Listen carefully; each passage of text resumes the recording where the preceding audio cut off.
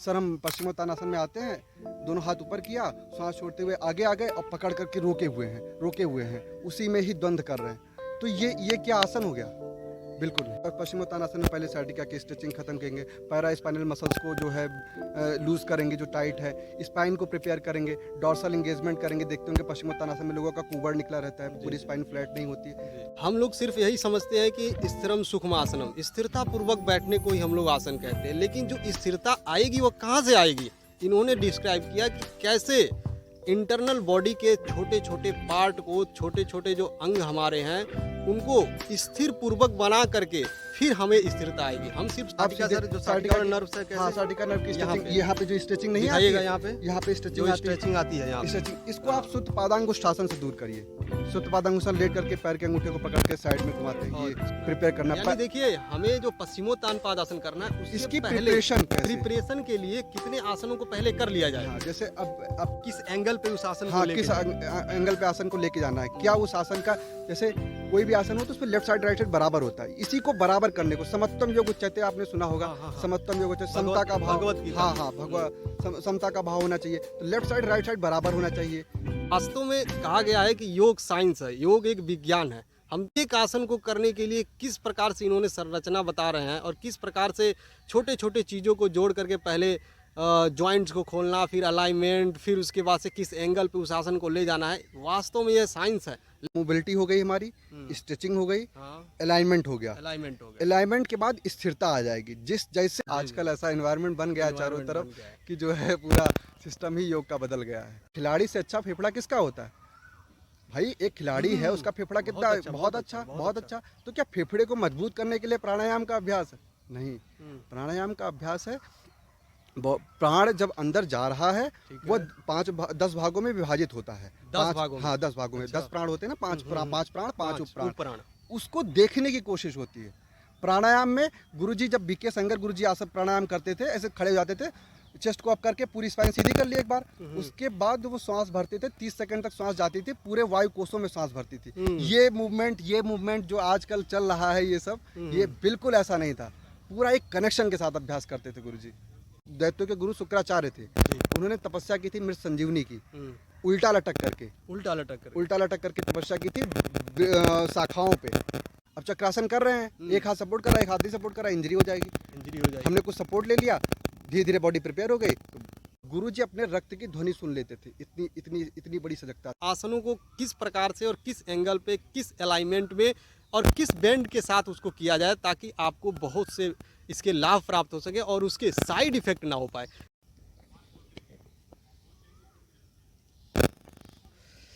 सभी को नमस्कार साथियों, आज हमारे साथ लखनऊ विश्वविद्यालय के पूर्व छात्र हर्षित दुबे जी हैं, जो इस समय योगा टीचर हैं और विभिन्न प्रकार के आसन, प्राणायाम, मुद्रा, बंध के बारे में इनको बहुत अच्छा नॉलेज है और ज़्यादातर यह इंस्टीट्यूट, स्कूल और अनेकों लोगों को यह योग की शिक्षा दे चुके हैं और इस समय भी एक इंस्टीट्यूट में योग की शिक्षा दे रहे हैं। इनसे आज हम योग और व्यायाम में अंतर पूछेंगे कि वास्तव में योग और व्यायाम में क्या अंतर हो सकता है, योगा वर्सेस एक्सरसाइज। तो नमस्कार जी। हर्षित दुबे जी, आप हमारे प्रश्न को समझ रहे होंगे, तो इसके बारे में थोड़ा सा आप डिस्क्राइब करने का प्रयास करिए कि ये योग और एक्सरसाइज में क्या डिफरेंट है। जैसे कोई आसन भी आप ले सकते हैं, जैसे किसी चीज़ का एग्जाम्पल भी दे सकते हैं, उस प्रकार के एग्जाम्पल दे करके लोगों को थोड़ा सा समझाने का प्रयास कीजिए कि वास्तव में योग और एक्सरसाइज में क्या अंतर है। बेसिकली योग का जो अंग आसन है, आसन वर्सेस एक्सरसाइज जी, कि एक जैसे हमसे कहा गया कि आप आसन करिए, तो हम एक आकृति बना देते हैं, तो हम सोचते हैं क्या ये आसन हो गया जी। तो इस चीज़ की फिलॉसफी, आसन जैसे एक पर्वत आसन की बात करते हैं, पर्वत आसन और भुजंगासन, आप देखेंगे ट्रेडिशनल एक्सरसाइजेज में वो पुशअप के रूप में किया जाता है, पर्वतासन, भुजंगासन। तो कोई भी आसन कब होता है, पर्वत आसन कब होगा, एक्सरसाइज कब होगा, इस चीज़ को समझना होगा। अच्छा जी। तो बेसिकली इसकी स्टार्टिंग होती है कि बॉडी के कनेक्शन से।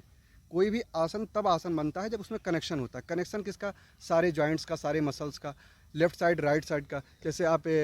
जैसे कोई भी एक सिंपल सा आसन समझिए, और एक चीज़ और होती है कि हमको पता नहीं होता कि हम क्या करें, अभ्यास क्या करें। कहते हैं कि अभ्यास करते हैं, जैसे हमने कह दिया कि आप अभ्यास करिए, तो खूब अभ्यास करते हैं सर, हम खूब अभ्यास करते हैं। क्या करते हैं सर, हम पश्चिमोत्तानासन में आते हैं, दोनों हाथ ऊपर किया, सांस छोड़ते हुए आगे आ गए और पकड़ करके रोके हुए हैं, उसी में ही द्वंद्व कर रहे हैं। तो ये क्या आसन हो गया? बिल्कुल नहीं। हम लोग किस पे काम करते हैं? हम लोग जिस पे काम करते हैं, हम लोग बॉडी को प्रिपेयर करते हैं, बॉडी को इस हिसाब से प्रिपेयर करते हैं। बॉडी जैसे पश्चिमोत्तानासन में पहले साइटिका की स्ट्रेचिंग खत्म करेंगे, पैरा स्पाइनल मसल्स को जो है लूज़ करेंगे, जो टाइट है, स्पाइन को प्रिपेयर करेंगे, डॉर्सल एंगेजमेंट करेंगे। देखते होंगे पश्चिमोत्तानासन में लोगों का कुबड़ निकला रहता है, पूरी स्पाइन फ्लैट नहीं होती है। तो इस तरीके से बॉडी के एक एक पार्ट को कनेक्ट करते हैं जी। बॉडी में कहीं शॉर्टनेस नहीं होनी चाहिए, लेफ्ट साइड राइट साइड हमेशा इक्वल होना चाहिए जी। फिर एक बात और आती है कि कहते हैं कि स्थिर सुखम आसनम। फिर कहते हैं कि लोग हर आसन में कैसे स्थिरता और सुख की अनुभूति हो सकती है। जैसे शीर्षासन की बात कर लें तो उसमें कैसे स्थिरता और सुख की अनुभूति हो सकती है। तो इस चीज़ को समझने की कोशिश करते हैं। अब जैसे आप शीर्षासन कर रहे हैं, शीर्षासन की अवस्था में आ गए, तो आपका left side right side equal होना चाहिए। जैसे अगर आपकी बॉडी का लेफ्ट साइड और राइट साइड इक्वल है तो वेटलेसनेस की स्थिति आती है, जीरो ग्रेविटी की स्थिति आती है। तो उस समय जो है क्या कहते हैं, पूरा कनेक्शन होता है, उस समय हम मैक्सिमम टाइम होल्ड कर सकते हैं। गुरुजी बीकेएस एक एंगर योगा टीचर हुए हैं, बीकेएस एंगर, जो एंगर योगा के फाउंडर हैं। तो वो जैसे कोई आसन करते थे, वो कहते थे कि मैं जैसे आसन में जा रहा हूँ, आधे घंटे तक मैं शीर्षासन में रहूंगा और आधे घंटे बाद मैं वापस आऊँगा सेम ब्रेथ के साथ। मतलब ब्रेथ भी चेंज नहीं होगी, ना चेहरे पे कोई ये थकान ये वो, और हल्का सा भी मूवमेंट नहीं। तो इस तरीके से अब अच्छा करते कहते थे, इस चीज़ का अभ्यास कैसे करते थे? जैसे शीर्षासन में गए तो देख रहे हैं कि बॉडी एक तरफ भाग रही है, तो उसको सेट किया। कुछ चीज़ डाउन है, left side right side equal नहीं है, तो ये सारी चीज़ों को फाइंड करते थे। जैसे स्थिर सुखम आसनम है, तो स्थिर सुखम आसनम मतलब स्थिरतापूर्वक सुखपूर्वक बैठ सके, वही आसन है। नहीं, सुख जैसे जो आप बैठे हुए हैं जिस आसन में हैं, उसमें सुख को कैसे स्थिरता के साथ मेंटेन किया जा सके, लंबे समय तक कैसे सुख प्राप्त किया जा सके, इसकी प्रिपरेशन कहाँ से आएगी? इसकी आसन को फिलॉसफी को समझने से आएगी। जैसे ऋषि मुनियों की बात करें, आजकल हम आसन की बात करते हैं तो बीमारियों की बात करते हैं कि फला आसन किया, पेट कम हो जाएगा और गैस बनना ठीक हो जाएगी। तो क्या ऋषि मुनियों को ये समस्या थी? ये बिल्कुल समस्या नहीं थी ऋषि मुनियों।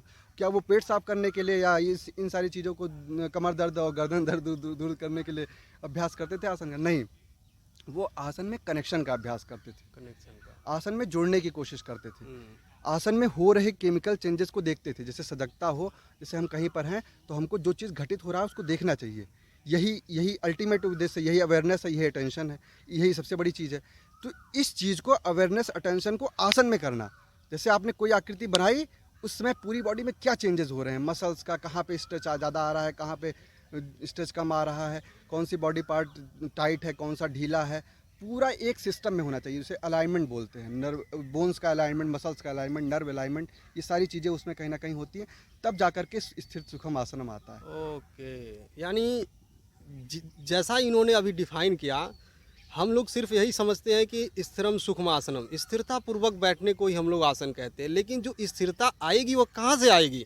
इन्होंने डिस्क्राइब किया कि कैसे इंटरनल बॉडी के छोटे छोटे पार्ट को, छोटे छोटे जो अंग हमारे हैं, उनको स्थिर पूर्वक बना करके फिर हमें स्थिरता आएगी। हम सिर्फ सोच लें दिमाग में कि हमें स्थिरम सुखमासनम, ऐसा हम सोच करके सिर्फ अगर करने जाएं तो उससे ज़्यादा फ़ायदा हमको नहीं मिलेगा। हमें कहाँ फ़ायदा मिलेगा? छोटे छोटे हमारे अंग हैं, उनको किस अलाइनमेंट में कैसे, यही ना, हाँ, कैसे कनेक्ट करना है, बॉडी के पार्ट्स को कैसे कनेक्ट करना, पूरी एक कनेक्टिविटी होनी चाहिए सिस्टम में। आपकी अवेयरनेस पूरी बॉडी में एक्सपेंड होनी चाहिए। कोई भी ऐसा, जैसे आपकी अवेयरनेस, कोई आसन किया आपने, आप खड़े हैं, आपकी अवेयरनेस पूरी बॉडी में होनी चाहिए, एकदम पूरी अवेयरनेस को एक्सपेंड कर देना। एक्सटेंशन, एक्सपेंशन, बेसिकली ये दो शब्द होते हैं। अच्छा, इन सारी चीज़ों को करना। ठीक है। जैसे अगर हम कहें कि पश्चिमोत्तान पादासन, ज़्यादातर लोग पश्चिमोत्तान पादासन के बारे में जानते हैं, कोई एक बैठ कर किए जाने वाला आसन है और आगे की झुक करके, आगे की तरफ बेंड हो करके इस आसन को किया जाता है। लेकिन हम लोग उसे प्रिपेयर नहीं करते, बॉडी को प्रिपेयर नहीं करते हैं कि पश्चिमोत्तानासन हो जाए। पश्चिमोत्तानासन में जा करके लंबे समय तक रुककर उसका अभ्यास नहीं करना है। ऐसे बॉडी को प्रिपेयर करना है कि जब आप पश्चिमोत्तानासन करें तो आप सहजता पूर्वक रुक सके। अच्छा, यानी ऐसे उसके लिए उसके लिए बॉडी के छोटे छोटे पार्ट्स पे आपको काम करना पड़ेगा। जैसे साइटिका की स्ट्रेचिंग, जैसे मान लीजिए कि साइटिका की स्ट्रेचिंग आ रही है तो आप पश्चिमोत्तानासन में जाके कर रहे हैं तो गलत है। तो आप साइटिका सीधे सर, जो साइटिका नर्व से कैसे? हाँ, साइटिका नर्व की यहाँ स्ट्रेचिंग, पे? यहाँ पे जो स्ट्रेचिंग नहीं आती दिखाइएगा है, यहाँ पे स्ट्रेचिंग जो आती है, स्ट्रेचिंग आती है यहाँ पे। स्ट्रेचिंग, इसको आप शुद्ध पादांगुष्ठासन से दूर करिए। शुद्ध पादांगुष्ठासन लेट करके पैर के अंगूठे को पकड़ के साइड में घुमाते हैं, ये अच्छा, ठीक। अच्छा। इससे साइटिका स्ट्रेच होगी। उष्टासन से स्पाइन को प्रिपेयर करिए कि बॉडी आगे की तरफ झुक सके। स्पाइन को, हाँ, उष्टासन उष्टासन से मतलब कॉनकेव बैक करके, कौन कौन से कॉनकेव बैक करके, मतलब जैसे ये चीज, ये कुबड़ नहीं निकलना चाहिए, स्पाइन को प्रिपेयर करना है, प्रिपेयर करना। यानी देखिए, हमें जो पश्चिमोत्तान पादासन करना है उससे इसकी पहले प्रिपरेशन के लिए कितने आसनों को पहले कर लिया जाए। हाँ, जैसे अब आपको हम एक फिलॉसफी बताएं जिस पर हम लोग काम करते हैं। हाँ। तो जैसे कोई भी आसन लिया, जैसे हम लोग लिया, तो पहले हम मोबिलिटी पे काम करते हैं। Mobility joints mobility. ओके। आपका हर एक जॉइंट रोल अदा करता है किसी भी आसन में। हाँ, ये हर एक जॉइंट रोल अदा करता है। बिल्कुल। तो हर एक जॉइंट की मोबिलिटी, हर एक जॉइंट का कनेक्शन होना चाहिए उस आसन में। अच्छा। फिर आता है स्ट्रेचिंग। अब स्ट्रेचिंग होगी पूरी बॉडी की, मसल्स की स्ट्रेचिंग होगी पूरी, मतलब खूब अच्छे से। तो मोबिलिटी आएगी तभी स्ट्रेचिंग करेंगे। अगर बिना जॉइंट्स मोबिलिटी के आप स्ट्रेचिंग कर देंगे तो नर्व खिंच जाएगी। देखिए कितनी बड़ी बात इन्होंने बताया। तो पहले मोबिलिटी, हाँ, फिर स्ट्रेचिंग, हाँ, इसके बाद क्या करेंगे? मोबिलिटी कर लिया, स्ट्रेचिंग कर लिया, अब आएगा अलाइनमेंट। अब उस आसन का एक डिग्री है, वो डिग्री आनी चाहिए। किस एंगल पे उस आसन हाँ, को लेके किस एंगल पे आसन को लेके जाना है, क्या उस आसन का, जैसे कोई भी आसन हो तो उसमें लेफ्ट साइड राइट साइड बराबर होता है। इसी को बराबर करने को समत्वम योग उच्चते आपने सुना होगा। हाँ। समत्वम योग उच्चते, समता का भाव। हाँ, समता का भाव होना चाहिए। तो लेफ्ट साइड राइट साइड बराबर होना चाहिए, ये हमारे कनेक्शन में होना चाहिए। जैसे एक सूत्र है, समकाया शिरोग्रीवम धारण अनचलम स्थिरम गीता का, मतलब पूरा जो है क्या कहते हैं, जैसे ये नासिका, थ्रोट, नेबल, स्टर्नम, ये पूरा एक लाइन में होना चाहिए। और पेरिनियम का सेंटर पूरा ये जो है एक कनेक्शन में होना चाहिए हर एक आसन में। एक मिनट सर, देखिए जो ये चीज़ें बता रहे हैं, वास्तव में कहा गया है कि योग साइंस है, योग एक विज्ञान है। हम ज़्यादातर लोग इस बात को नहीं जानते हैं कि वास्तव में योग विज्ञान है। एक आसन को करने के लिए किस प्रकार से इन्होंने संरचना बता रहे हैं और किस प्रकार से छोटे छोटे चीज़ों को जोड़ करके पहले जॉइंट्स को खोलना, फिर अलाइनमेंट, फिर उसके बाद से किस एंगल पे उस आसन को ले जाना है। वास्तव में यह साइंस है, लेकिन हम जान नहीं पाते। हम पहुंचे थे, जॉइंट्स मोबिलिटी हो गई हमारी, स्ट्रेचिंग हो गई, अलाइनमेंट हो गया। अलाइनमेंट के बाद स्थिरता आ जाएगी। जैसे आप लेफ्ट साइड राइट साइड को बराबर किया हर एक आसन में हमको करना है, लेफ्ट साइड राइट, तुरंत स्थिरता आ जाएगी, स्टेबिलिटी। और जैसे स्टेबिलिटी आ गई तुरंत जीरो ग्रेविटी आ गई और हमको सुख की अनुभूति होने लगेगी। तो आसन की ऐसे ही फिलॉसफी चलती है। कमाल।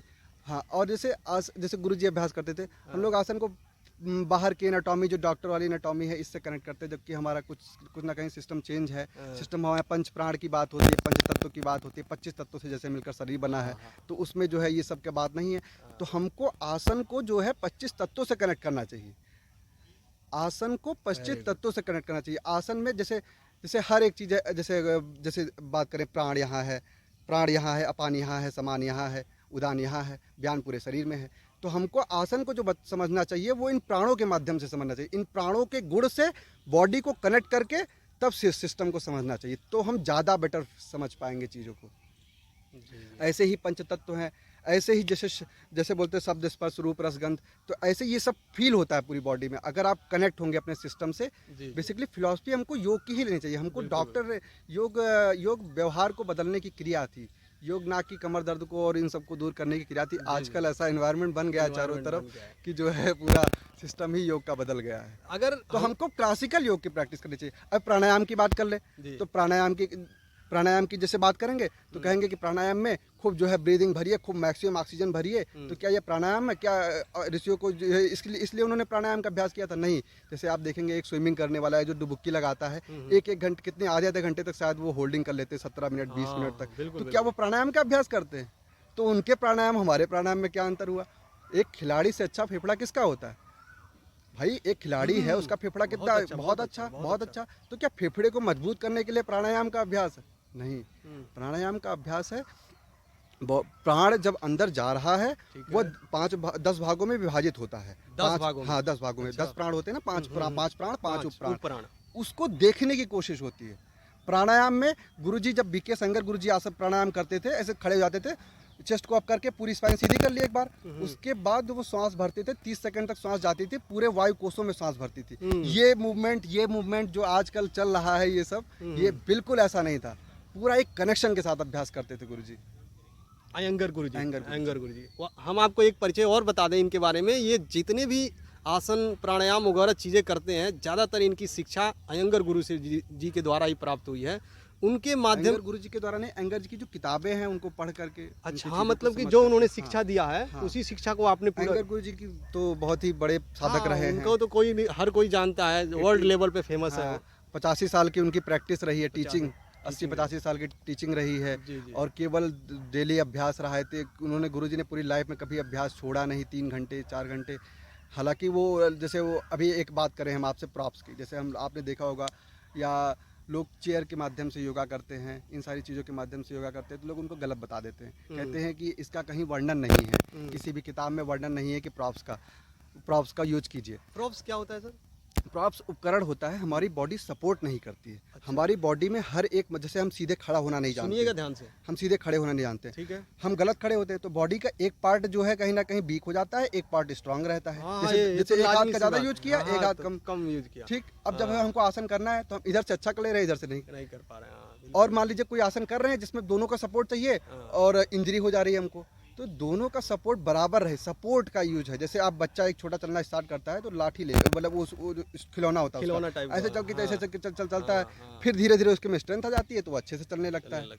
तो ऐसे ही सपोर्ट यूज करता है हमारे लिए। और जैसे लोगों की बातचीत होती है कि सपोर्ट का इस्तेमाल नहीं करना चाहिए, तो सपोर्ट का इस्तेमाल बिल्कुल करना चाहिए। आप पढ़ेंगे तो पाएंगे कि किताब में वर्णन है।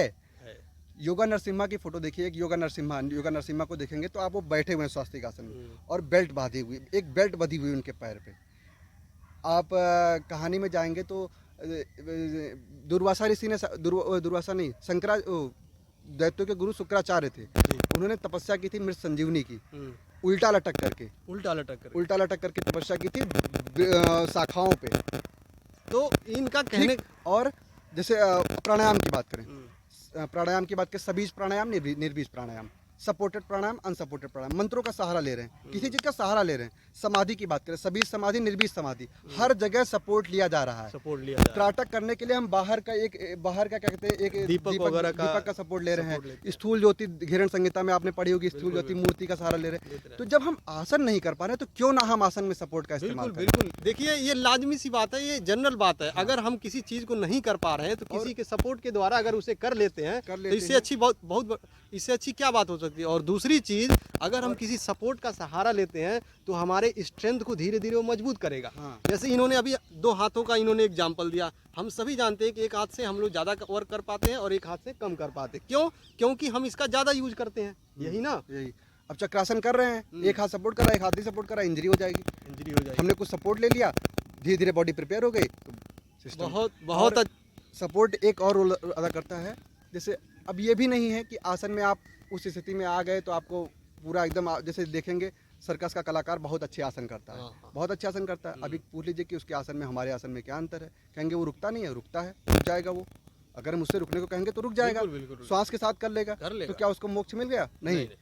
आसन में कनेक्शन सीखना इंपॉर्टेंट होता है। कनेक्शन सीखने के लिए ही प्रॉप्स का यूज किया जाता है। अपनी बॉडी से हम, जैसे होता है ना, गुरुजी कनेक्ट रहते थे अपने सिस्टम से। गुरुजी अपने रक्त की ध्वनि सुन लेते थे, इतनी बड़ी सजगता थी उनकी। ब्लड के फ्लो को राइट साइड लेफ्ट साइड में इक्वल करते थे।